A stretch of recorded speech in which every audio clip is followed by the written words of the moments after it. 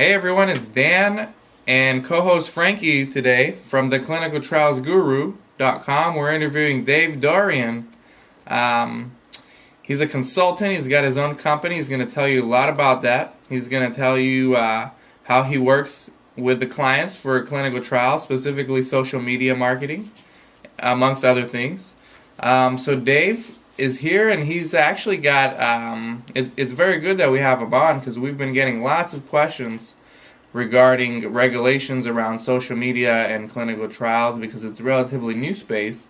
It's uncharted territory, but there's huge potential there, as Dave can probably tell you that. And people are naturally curious about it. So Dave is going to be our expert today, what we call our guest guru. Dave, welcome to the show, man. Hey, thanks a lot. I appreciate it. Thank you for inviting me to be on the show. Thank you for coming on. We definitely needed the social media expert for clinical trials. I didn't think that any existed, so I'm glad I ran into you. Well, yeah, I can tell you from experience with utilizing the pharmaceutical and biotech companies, acting as a third-party consultant really helps allow some leeway within the FCC regulations and whatnot, because we're not branding them through the actual company itself. We're actually personalized branding corporate companies on sites like Facebook, Twitter, LinkedIn, and YouTube. So I mean, there are some leeway for most FCC regulations. We do have to be cautious. We do have to always keep up on what's going on. And I consistently consult with a lot of the people that are up in with the FCC. So Fantastic. It's very important to always keep yourself educated with what new rules and regulations are coming about. Now, what about with the FDA? Are you concerned about any of the because they've been kind of silent on the whole issue? Are you keeping up with that stuff? Well, actually, I've got a consultant that I work with on a regular basis who keeps up with the FCC and the FDA. So I will consult with him in regards to moves that we want to make with social media, and then whether or not it will or will not work. Okay. I can tell you with my experience that when working with the FCC and the FDA, if you personally brand it through a third-party consultant, you have a little bit more leeway than you do with trying to brand it through, say, a company. Dave, your business has huge potential, man. Just listening to you talk, because I know tons of drug companies and CROs that they want to get involved. They're scared. So this may give them kind of an alternative way to do it, while still following the guidelines and stuff, but just doing it with a company such as yours. That's right. I mean, really at the end of the day, we just want to make our clients happy.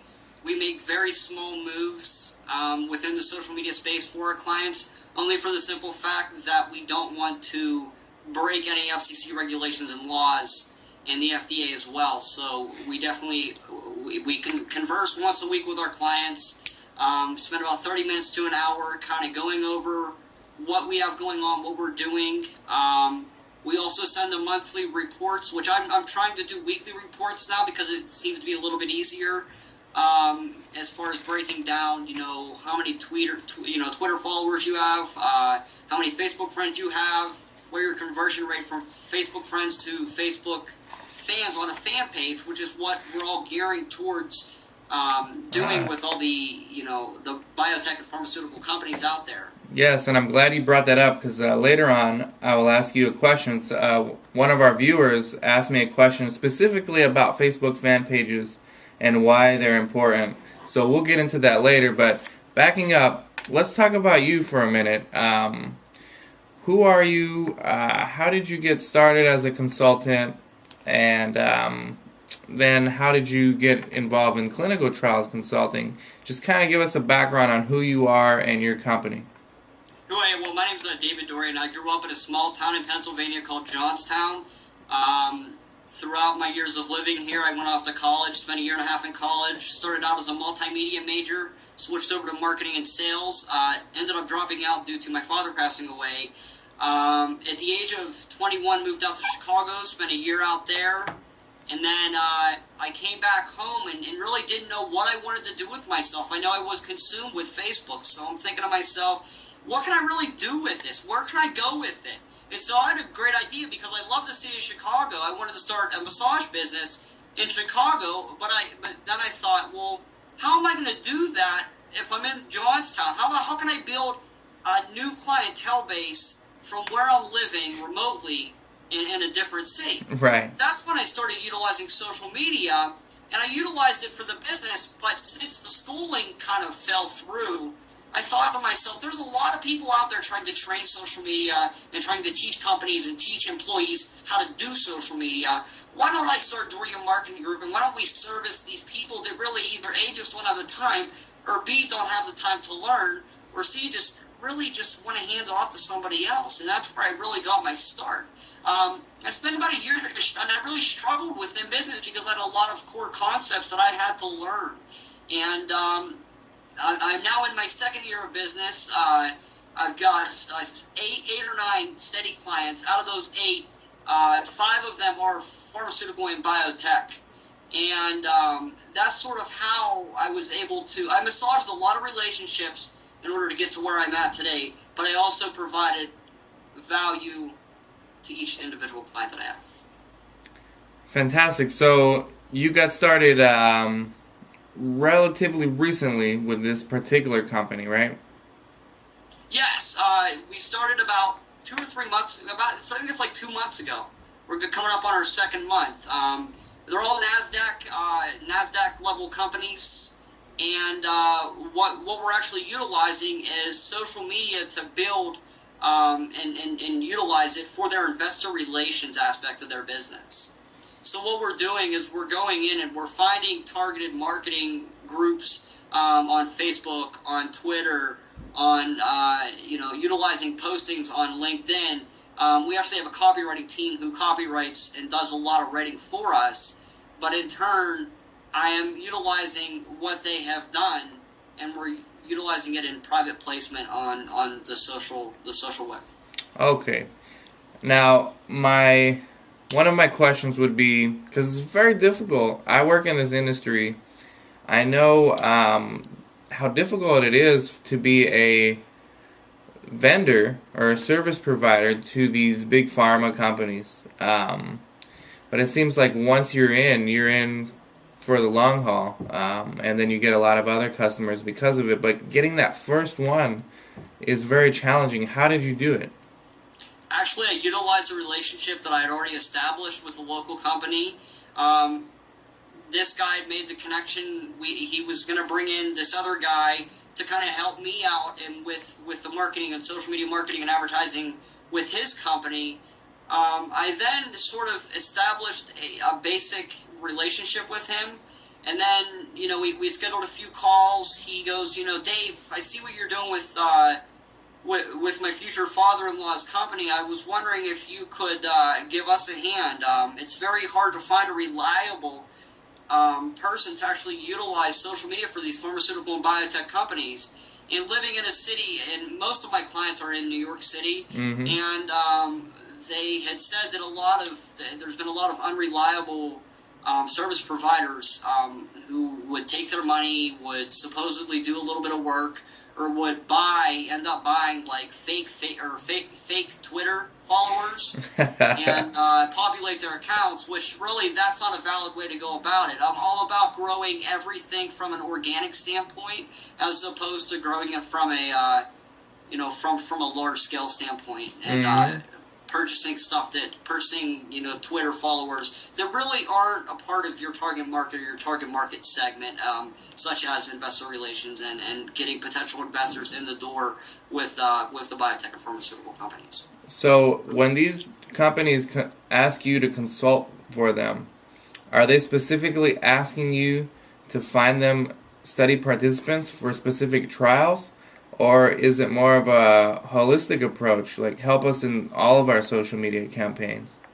Well, it's actually for the investor relations aspect of the business. So what I do is, our target market is investor relations. So what I do is I go on Facebook and I find a bunch of investors, find out where they're congregating to in groups, and then I start to kind of build conversation with them, build conversation around them.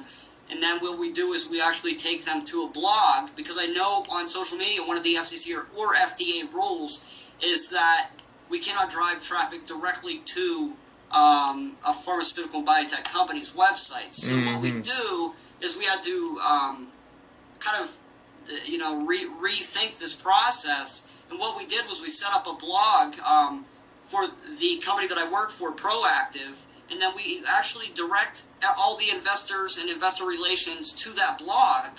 And in turn, at the bottom of the blog post, whether it be about whatever company whatever company that they're talking about, then we go ahead and at the bottom of the post, we actually link them to that company website. So it's a third party. It's a three-step process. And yes, you may lose some people because of the web is lack of interest, and the ADD, as I like to say, on the web. But for the most part, it's a process that works. It takes time. It's slow. A lot of our clients want to see immediate results. And that just isn't the case. If I could build a relationship with somebody in one day and get them to invest money in your biotech and pharmaceutical company, believe me, I would do whatever I had to in my power. But it's just not the social media process. It takes time, because you want to build solid, core relationships with these investors and with your target market, so that you can then convert them over to investing $250,000, $500,000, $1 million, $2 million, $3 million, $4 million in your company. Now, what about, as far as study participants, are you at all involved with study recruitments? I am not, no. Oh, okay.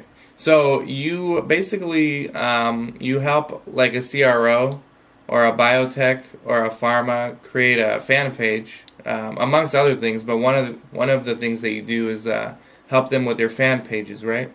That's correct. Yes. So we actually got a question from someone yesterday. I didn't tell him that I would be interviewing you because I didn't know it at the time. But he was asking me in general. He was asking for me to answer it, but I think it's better if you would answer it. He said, what is the purpose of a CRO or a pharma having someone like their profile? Because the content that they put out there is not necessarily beneficial to study participants or anything like that. I mean, it's like pretty stale stuff. So you're saying it would be more geared for investors? Yeah, well, and the reason why you want them to like your page is because you want to start to engage them. You want to get people to talk. And essentially, what you're doing is building a giant spider web of people.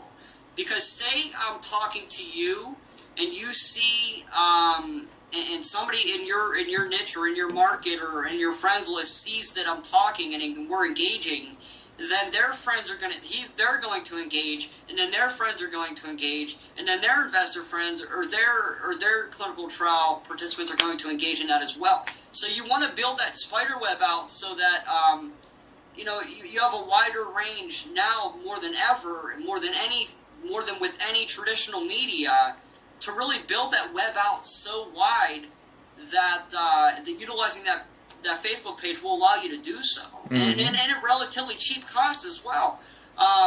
Utilizing a guru of sorts, such as myself, compared to utilizing the traditional media methods, are 800 times cheaper than your traditional methods of marketing and advertising, and you can turnkey results. So say we're doing a marketing campaign and you want to change something.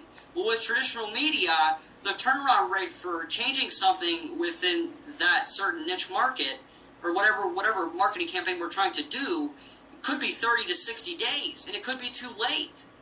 But with social media, you make one phone call, excuse the phone call here, but you make one phone call, and then you're able to go ahead and turnkey change it within 24 to 48 hours. Right. Frankie, as an investor in numerous biotech companies, this guy is an investor right here, Dave. This is who you need to be targeting. But would you look at a Facebook fan page and not necessarily make your investment decision from that, but would you use it in your decision-making process at all? Well, I would say for sure that it would interest me. If I came upon one on Facebook, yeah, I would. I'd probably go to the blog and then go to the the homepage of that company. In fact, I've done it before. I've done it before. Interesting process. Yeah, maybe you ran into one of Dave's creations. Could have been, Dave. Yeah, I love what I do, and I think that's the most important part. Being authentic, loving what you do, having a passion for what you do, and really just making those changes for these pharmaceutical and biotech companies have been awesome. Obviously, with the market being a little unstable right now, we're kind of unsure where we're going to go with it, but I know this month, and I know next month, and I know my company will be around for a long time because everybody will need an investor relations. Everybody will need somebody that's going to be doing their bio and pharmaceutical tech. Yeah, now I want to get into content a little bit because at the end of the day, if we're interacting with companies, we want to get something back as consumers or as study participants or as investors or whatever it may be. You need something specific to what you're looking for. And the thing I hate the most is when these companies put out a fan page and they say, they expect everyone to join just because they're there. So they say something like, "Yay, we have a Facebook fan page, like us." And then that's like the end of their engagement. And then they'll just keep repeating that every day. So, do these people just not get it, or are they scared to put real content out? What's going on? Because a lot of the fan pages I see, it seems like they're just trying to get people to click like, and they're not giving anything valuable back to the user. I could actually tell you a really, really funny story about my failure with my fan page. Back when I first started my company, I had a nice fan page, had about 750 followers, tried to engage numerous times and failed miserably. Then I learned, after utilizing, and really reflecting on my failure, that consistency, content, and value are the three most important things that have to go up. And back to your question, I don't think people really understand how to do it. They think that they can maybe have their 13-year-old daughter or son set up a fan page and then, like you said, they just have to click like and move on. But really that's not the case. Mm-hmm. Hire somebody that knows how to do this stuff and does it every single day, as opposed to your daughter who may do it every single day, but not from a business standpoint or perspective. Right.